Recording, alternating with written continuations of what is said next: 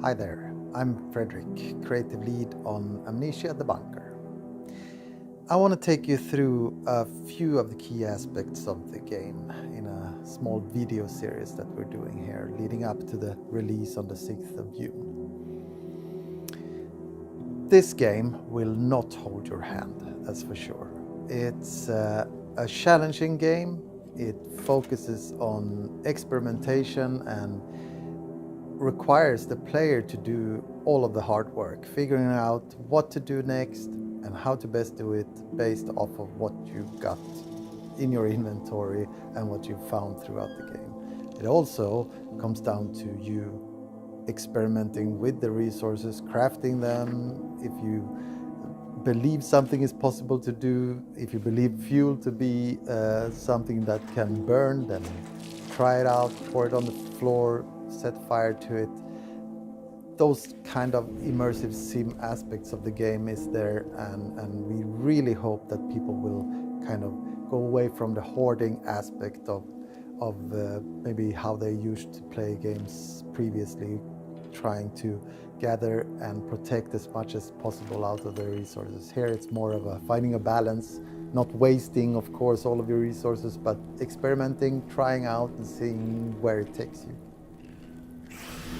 We hope that this really keeps the player immersed and engaged with the game throughout the full playthrough.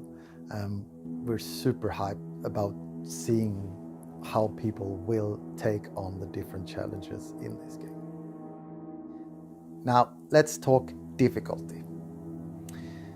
The Bunker is a challenging game. It's not going to hold your hand. So this means that certain players with certain skills, with certain play styles, will find it more difficult than others. They might take their time, sneak through environments, more likely to burn more fuel from the generator, etc.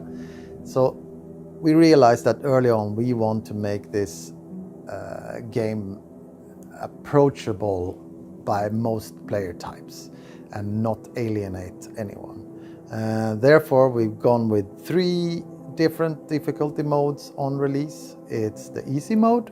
Easy mode is generator will burn longer, fuel will last longer, you will find more resources, the monster is not as aggressive as in other modes, even to the point where we actually have different additional save lamps out in the subsections of this of the bunker, meaning that those that are having a hard time playing it in normal or hard mode can play it on easy mode and therefore have an easier time.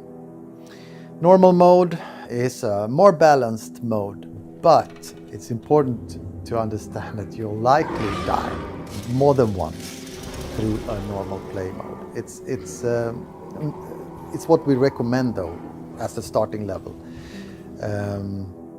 It has kind of the balanced setup in somewhere in between hard and easy mode.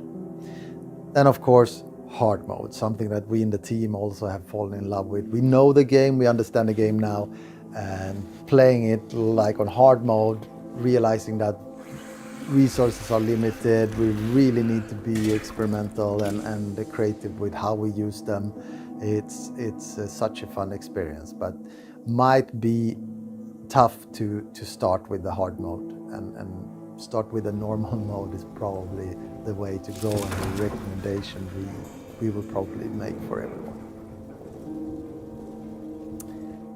After this, after the release, we even plan to have more of this added to the game. We have a planned post-launch patch with actually 2 different modes, like a even harder shell-shocked mode and a custom mode where you can actually fine-tune your settings to your liking. Let's talk replayability. In Amnesia The Bunker, it's something we put a lot of effort into, trying to make the game fun to play more than one time. And we're super happy with where we're taking it with this game. It all starts with the monster, the dynamic monster. It's basically There's basically no scripting related to the monster, not related to the rest of the game either, but especially with the monster, and that kind of lays the groundwork for how unique and different situations emerge throughout the playthrough. For example, the monster does not react to our scripts, but rather reacts to the player's actions. So if you use the noisy flashlight too much, or if you throw a grenade to blow up a door, or you trigger a trap, all of these things could lead to the monster emerging in a specific place or in a different place at a different time. So it's all very, very dynamic.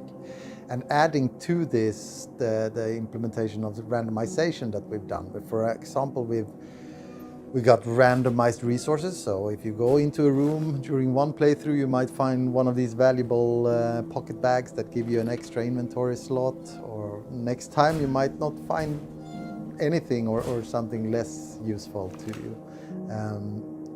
The traps are random, like the location and the type of trap. The explosive barrels are randomly placed, so the gas barrels and all of this, and it just creates certain triggers that could create situations where you need to fight a threat in a specific area or in a very unique situation every time. The codes to the lockers, they are random, all of them. The numbers are random, so you can't really ask someone else for a code. Where the dog tags are located, that's also very much random, so everything is distributed randomly in the beginning of the playthrough. So one playthrough you might find the lighter or the gas mask very early on, for example, which of course, if you have the gas mask, gas grenades and stuff like that become more of a tool for you, since you can walk through the gas yourself. So all of this changes the way the game evolves for you every playthrough. So all of this together makes for a very unique environment every time, unique setup, unique prerequisites for the player and the tools that you have. So hopefully this will make the game fun to play over and over and over.